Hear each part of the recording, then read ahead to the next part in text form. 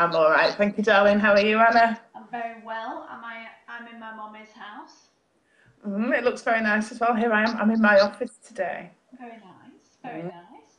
So it's a little bit grey and dirty and foggy and rainy out there today. It is. If you could see outside my window, it's so grey and foggy. It's like there's a big cloud. We're all living in a cloud at the minute, I think. I don't think we've had much light this year though, do you think? No, no, hardly any. In fact, the Not sun's even in become a summer. mysterious thing, hasn't it? Oh no, I'm just gonna have a slurp. I'll have a sip of mine. Look, I've got my lemon and ginger tea. Is that R2D2? Is it Mm. R2D2? It is. Look, it's got a little lid and everything. Look. Oh, look at that. The world of Star Wars now loves you, Karen. Well, the geekiness. So it's been a bit of a crazy year. I don't think I suffer from sad seasonal disorder, but I do think it's got me this year. Do you think it's got lots of people this year? It's got lots of people this year that it wouldn't normally get, I found. I've been overrun with people with seasonal affective disorder. So, and looking outside, is it surprising? And Not of really. course, we're so near the winter solstice now, aren't we? That it's just, we're nearly there. We're nearly there. Yeah, well, I'm always telling people to get outside for their 15 minutes of sunlight, even if it's just on the back of their hands and on their face. But Mm. you can't really refer to that as sunlight, can you, really? I know. Well, they say now it has to be at a certain level and it needs to get in your eyes. So that's what they're saying. It has to get into your eyes. So obviously, don't directly look at the sun. If it was I'm there, blind, I'm as blind. tempting as it may be. But that's kind of what the recommendation is that we need to be right out in it. But they're Yeah. just enough. And of course, everybody's vitamin D levels are falling.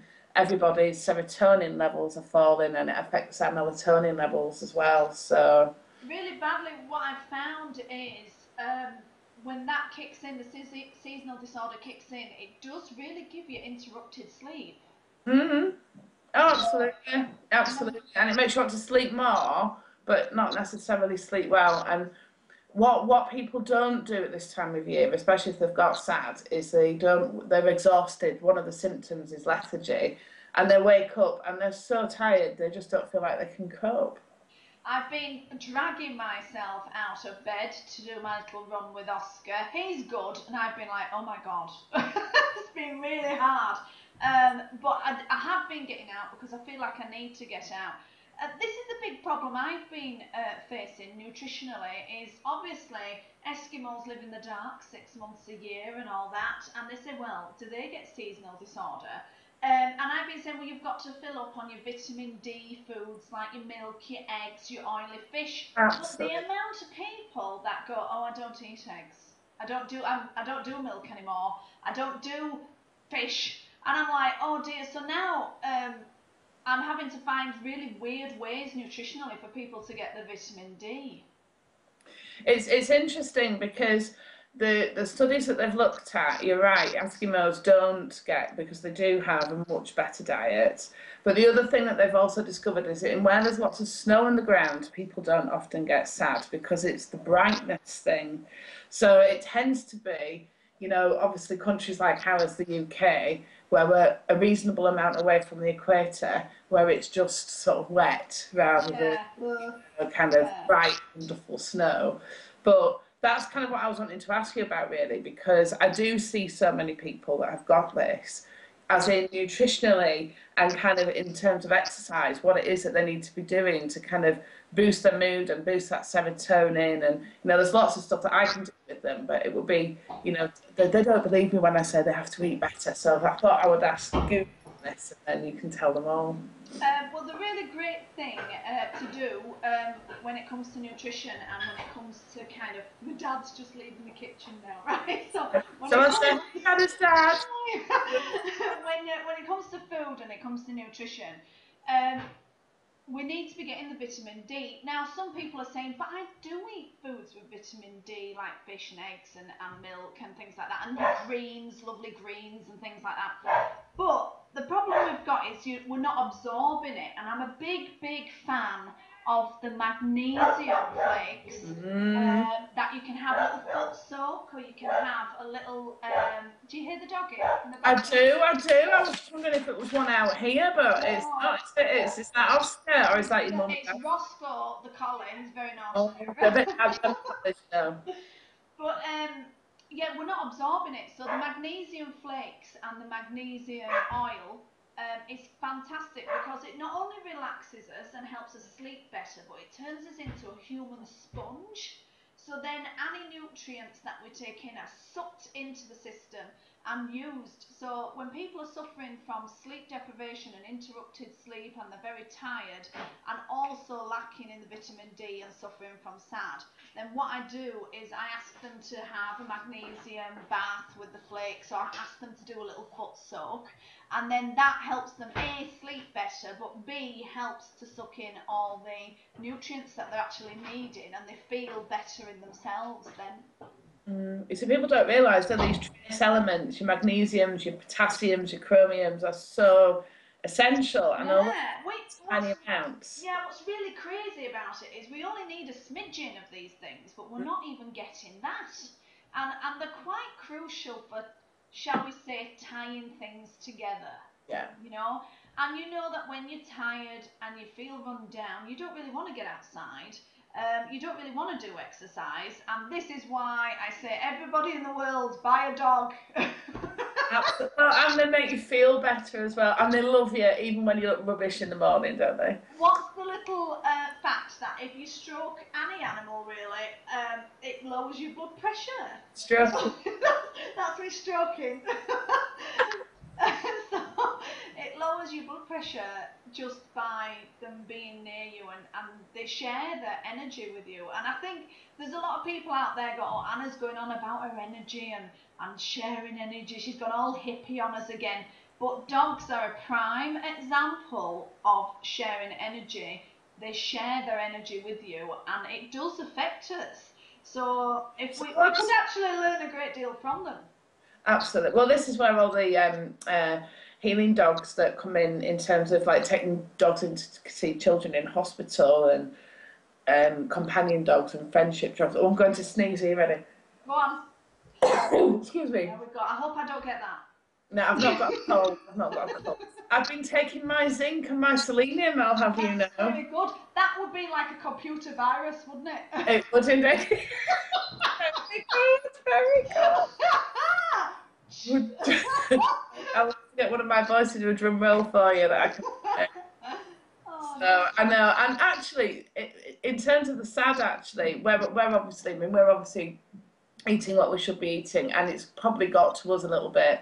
But one of the classic symptoms is this kind of wanting to hibernate and also kind of wanting to withdraw socially. And I think it's really interesting that it kind of, the peak of that is at Christmas time. So it's, you know, going to what we were speaking about before, wasn't it? Is that it's a difficult time of the year, but then everybody's still really kind of, because it is that time of year and everybody's just a bit, and of course there's you know, some people maybe should ask for a sad lamp for Christmas, maybe. Oh, yeah, I do like a sad lamp, I really do. And they say 30 minutes a day will do it. I think for myself, I'm just so, I'm a bit of a social butterfly. I'm kind of always out there talking to people. But this winter, I've been quite surprised at myself, actually. I've been wanting to hibernate, have a little bear. You didn't want a little cuddly bear. Yeah, yeah. So I've been wanting to hide away, but the biggest problem for me, this is how it's affected me, because I eat plenty. I love eggs, actually. Love an egg. I love fish. I love I'm eating lots. I've been doing my magnesium baths, but the way it's affected me, in particular, is the interrupted sleep and the crazy sleep patterns. I want to sleep during the day and I want to be awake during the night, and I'm all over the place. And you know, then as soon as the sleep deprivation kicks in, you go downhill very quickly. And I think that is one of the things people really find hard to deal with.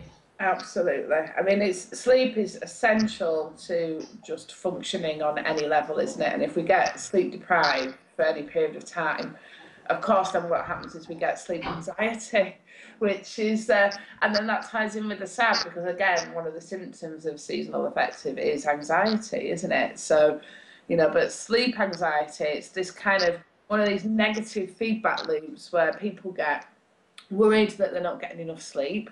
Then they start to get worried about going to sleep. Obviously, being in an anxious state doesn't aid sleep, it hinders it. So then they get more tired. So they're kind of more awake because they're worrying about their sleep. So they're not sleeping because they're worrying about the fact that they won't sleep. And it just goes round, and that spiral can get so out of control, and before you know it, you're really tired and really miserable, and your immune system's low, and your serotonin levels have dropped, and you're catching colds, and all of those sorts of things. And the world's not a nice place then, is it? So, well, I always make the joke that nobody ever comes out of a class depressed. Everyone comes out buzzing because it's released the feel-good hormones. So exercise really is your friend. But I've been talking about nutrition and exercise.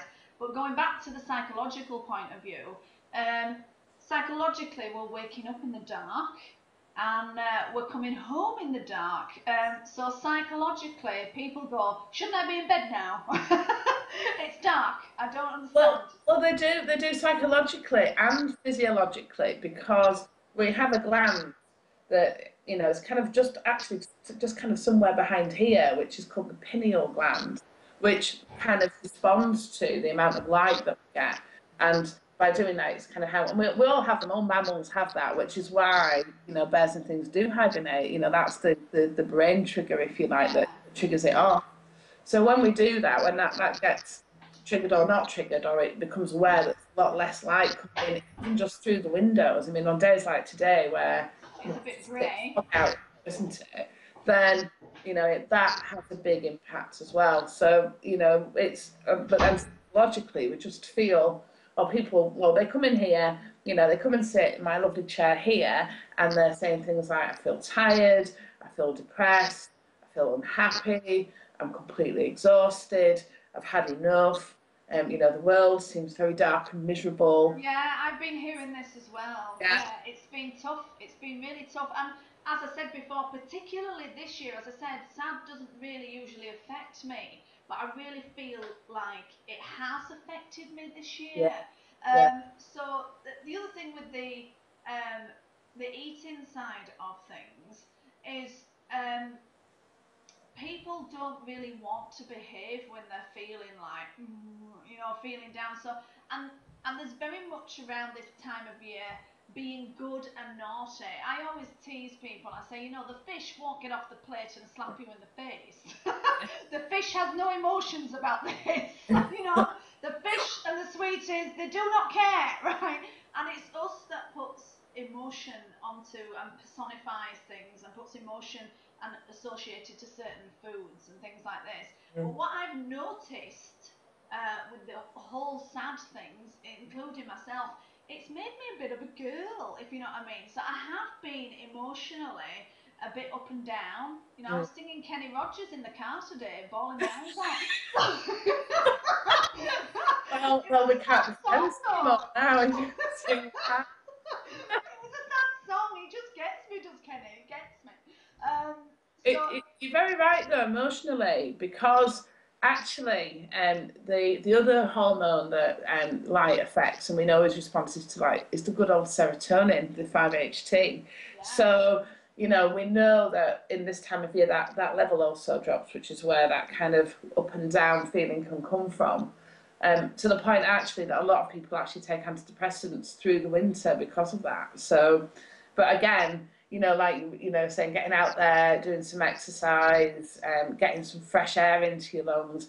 And again, there'll be foods that will respond. You've got foods that make you feel happier. I don't mean the endorphin rush of a chocolate orange. Although, for a quick fix, help boost everything. Well, we go back again though to switching off our fat programs, and I love this because it is always sometimes in my job there's a bit of bartering going on where you go, you can have this but you can't have this. There's a bit of that going on. But they have found that super duper dark chocolate, like 85% dark chocolate, affects the the mitochondria around the fat cells and also affects the serotonin in the brain and stuff like that. And that 2 square pieces, little pieces a day will do it, not the bar. It's just just 2 little squares, not the bar. Where's the fun in that? Yeah, it's like when I say you're not allowed cake, but you can have 2 squares of dark chocolate.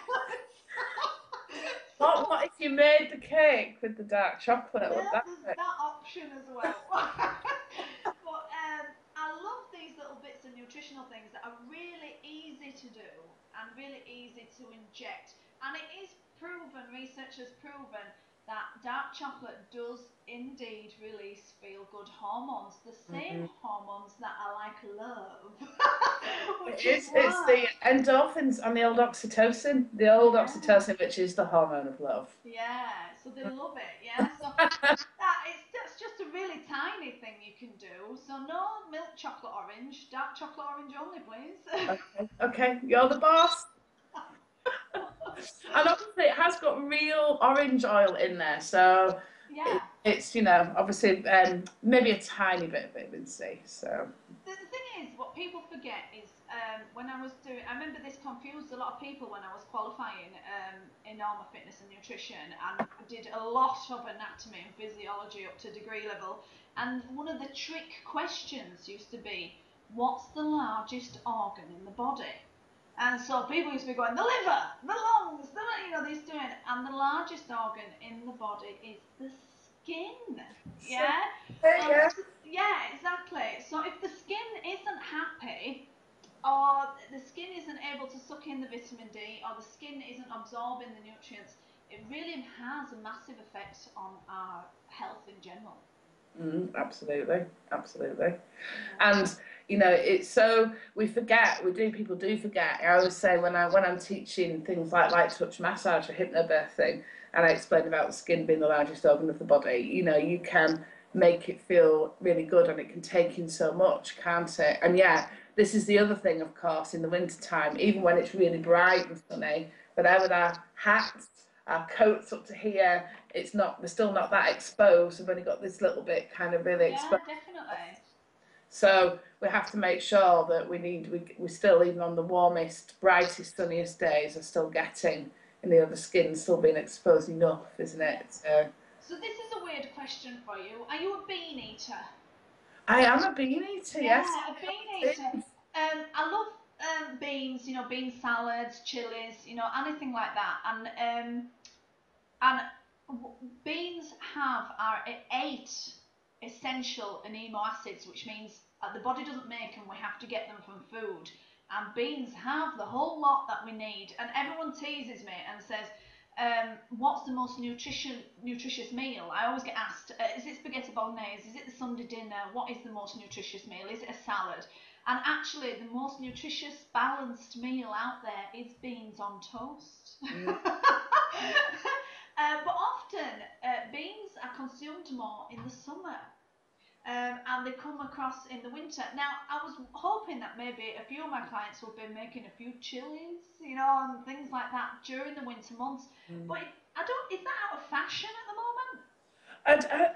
I don't know, because I've been making a lot of tagines with like lots of mixed beans, kind of on a Oh bed of yeah. mixed beans with meat and stuff. So that's all really nice. But I don't know. There's lots of people aren't making so much beanie stuff now, are they? But I I think it may be believe back to I don't know. A lot of people, I guess I have to, because I don't eat any grains, do I? I don't, no.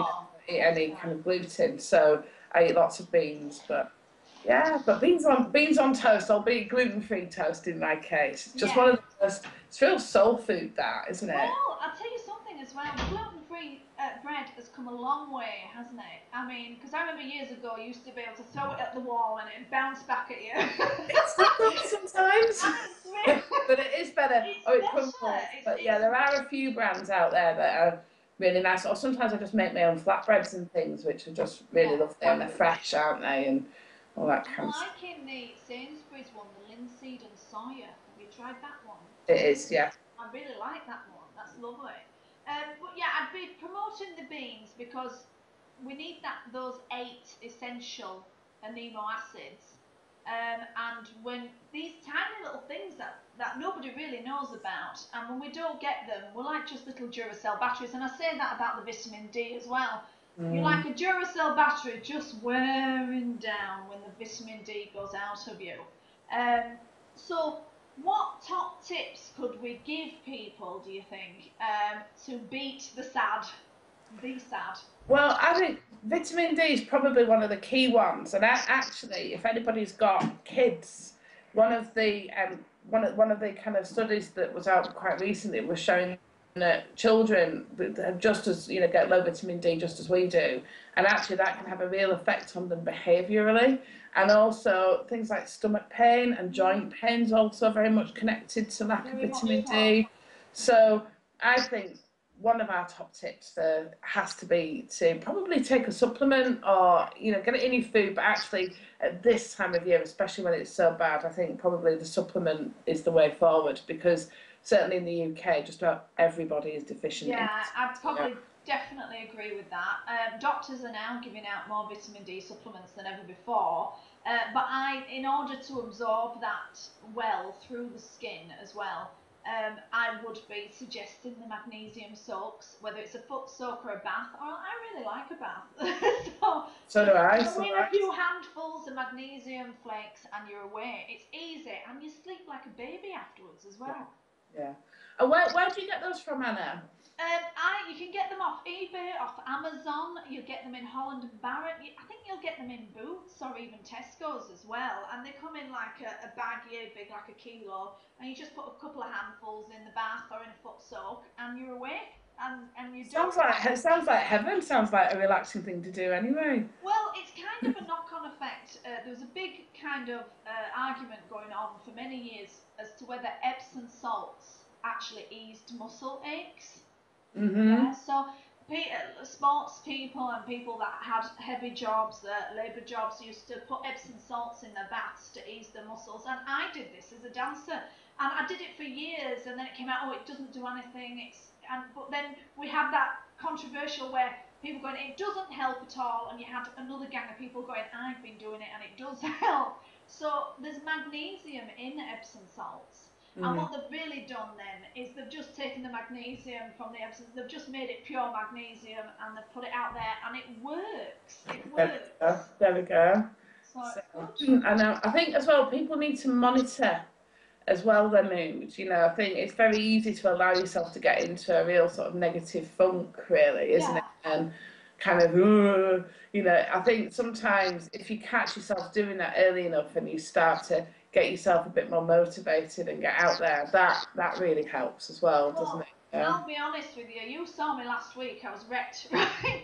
But I'll tell you what it is. If I go for a few days where I'm not able to exercise, or I'm not, and I say this to my client, just try and do a 3 minute step or something. I get grumpy, I get down, I start feeling like down in myself when I don't get my exercise. Now, people think you're mad. I went on holiday with Duffy to Egypt one time, and he said, you are not bringing your trainers. And I was like, okay, I won't bring my trainers. 3 days in, he bought me a pair of trainers. So I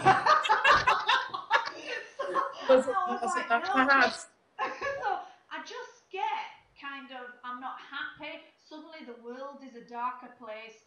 When you do some exercise, even if it's just a 3 minute skip or a 3 minute step or a Yeah, run around the house after the kids, the world is a brighter place. It just releases those feel good hormones. And absolutely. And dancing, I find dancing in the kitchen to your favourite music just lifts your mood and makes you feel so much better, doesn't it? or, listening to Kenny Rogers in the car, for example. I've got another one. I like Kenny Rogers, Michael Jackson, bit of Michael Jackson maybe. Who else do I have? But having a full-on sing, and I don't mean like a doo-doo-doo. I'm talking belting it out. It's a workout in itself. And when I was singing and stuff, we used to do rehearsals. And after a full-on singing rehearsal, you'd be sweating. You'd be Oh, walking. absolutely. Do you know what I mean? You'd be sweating. Problem that I have with that, Anna, is that if I sing out, my hypno voice is lovely. Everybody loves it. It's sublime. It's calming. It's chilled, and everybody's like, "Oh, Karen," and then I sing, and their ears bleed. I'm like, "Stop!"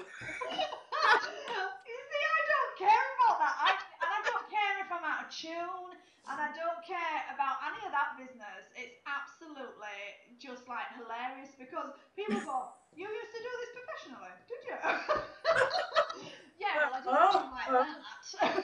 But there's something about giving it some that releases tension as well. So I did Pilates the other night, and we did the relaxation, and a couple of my ladies got quite emotional in the relaxation, and I'm sure you've had this as well with the hypnosis.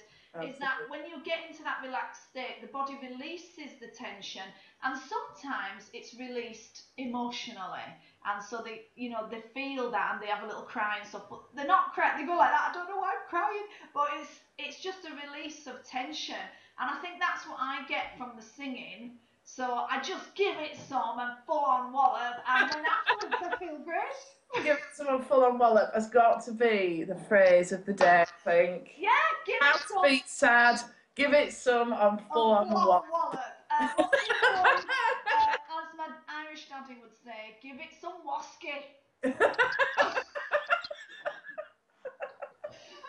I think always works, personally. Absolutely. Can't beat it.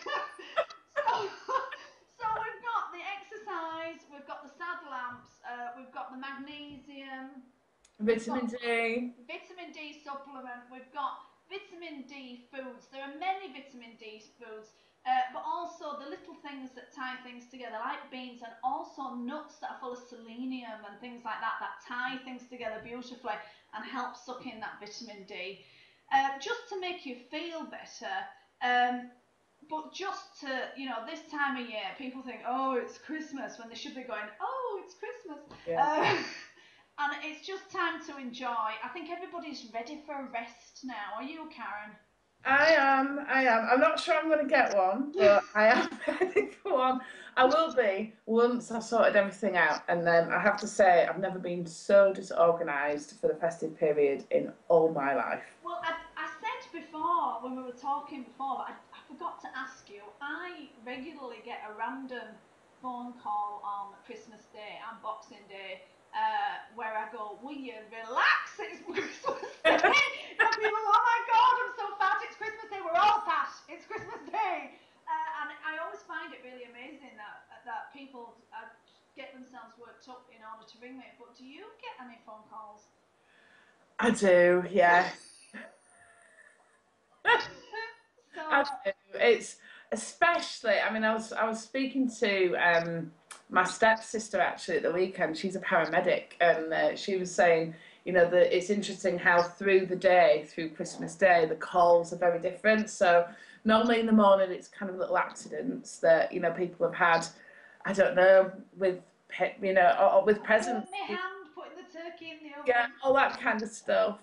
Then sort of midway through the day, it's normally great Auntie Ethel because she's come round for dinner and she hasn't eaten properly for a year, so she's stuffed herself and really. I'm getting chest pains from. I know, but that kind of. And then as the day goes on, it's more of the alcohol-related stuff. So, but what I find is it's normally Boxing Day actually that I get a few texts on Christmas Day usually, kind of. What do I do when and how do I cope with, and I can't believe what he's just said to me kind of text. Do you get Happy Christmas, but what shall I do when? Yeah. But they put a little Happy Christmas. Oh, Happy Christmas. Sorry, it's normally so and so. This has happened. What shall I do? Oh, by the way, Happy Christmas. So yeah, we get a bit of that as well. But I mean, I don't mind because as we were talking about before, it's releasing those emotions rather than eating them. What's the noise? Oh, it's my dad. We're talking about kind of food, and he's putting biscuits away. I know, Dad. Is Dad coming to say hello on camera? No, he's gone now again. Oh no. I'll tell you what it is. Well, it's a change from Elvis, the lovebird, doesn't it? It is a change. They've been putting the Christmas tree up, you see. So that they're in and out, putting them tinsel. So you've got to imagine I'm talking to you and I've just seen like a procession of people with tinsel and angels and everything going in and out, and me trying to just keep talking. So you're saying now, eat sensibly, eat your vitamin D, and then there's lots of biscuits. Yeah, they're putting the biscuits in there. Look. There's not much vitamin D in there, is there? This is what I deal with. This all the time. Well, this is Christmas. This is life. Absolutely. Isn't it? Right. Okay, well, we'll leave it there. I hope everybody's enjoyed our banter, as always, and maybe through the laughing you might have got maybe a couple of things you could do. Absolutely. Absolutely. Maybe what people would, maybe if people wanted to let us know what they wanted us to have a bit of a banter about, yeah, that might be quite good. We cover the topics that nobody else will. So cheerio, Karen. Cheerio. Just joking. See you later, Anna. Bye.